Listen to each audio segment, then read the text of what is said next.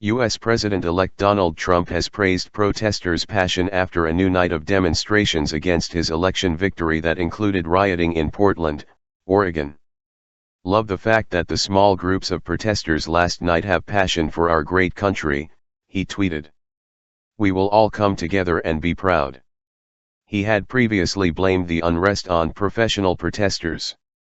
Mr. Trump is in New York, believed to be discussing his future cabinet. "Busy day planned in New York," he tweeted. "We'll soon be making some very important decisions on the people who will be running our government." According to unnamed sources quoted by the New York Times, Vice President-elect Mike Pence is to take over the job of overseeing the transition from New Jersey Governor Chris Christie because the surprise nature of Mr. Trump's victory made it critical to move more quickly to assemble a team. The Republican is due to be inaugurated on January 20, taking over the White House from Democrat Barack Obama, who served 2 terms.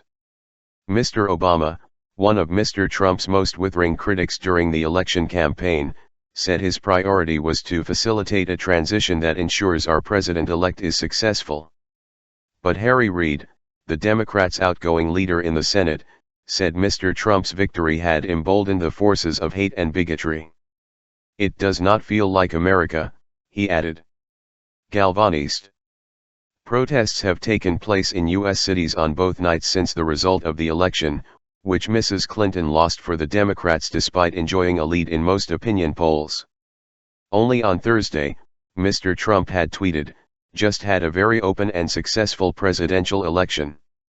Now professional protesters, incited by the media, are protesting.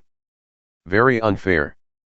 About 4,000 demonstrators gathered in the center of Portland, the largest city in Oregon, which voted in favor of Mrs. Clinton.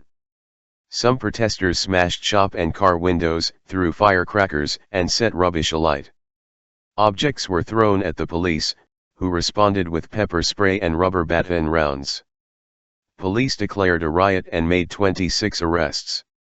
Spencer and Kristen Foxworth, who left the protest before it turned violent, told the BBC most of the demonstrators were just ordinary people like themselves who were horrified by some of the things Mr. Trump stood for.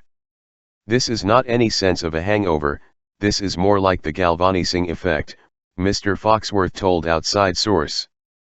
"People who were quiet, were polite, or not activists by any means, I mean myself, for example, are now galvanized by this. Trump now has the Senate and the House, and there will be very little checks and balances on his actions."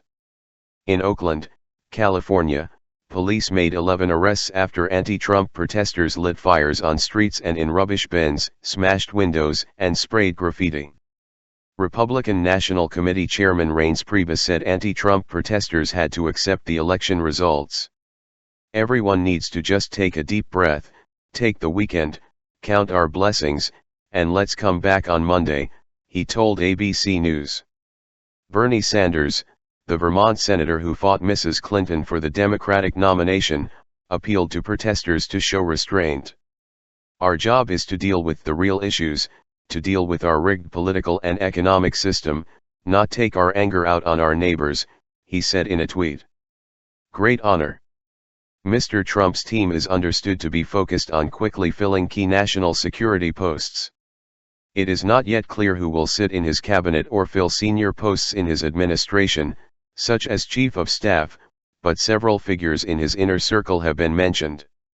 After meeting President Obama at the White House, the president-elect said it had been a great honor. Despite their cordiality, Mr. Trump has vowed to dismantle much of President Obama's legacy. That includes Obamacare, the act extending medical insurance to more Americans than ever before. The Republicans will control both the White House and Congress as a result of this week's elections.